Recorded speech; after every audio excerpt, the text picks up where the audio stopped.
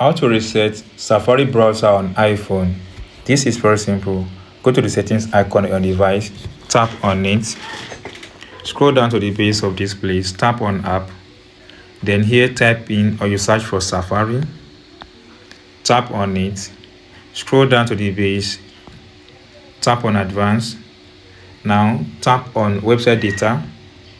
Now you see all data here, tap on remove all website data, tap on remove all.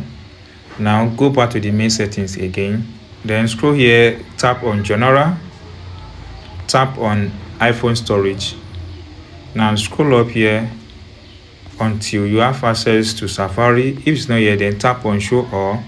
Then on the list of apps you have here, locate and tap on Safari. Tap on it. Now tap on website data. If you have any website data here, tap on it to remove it.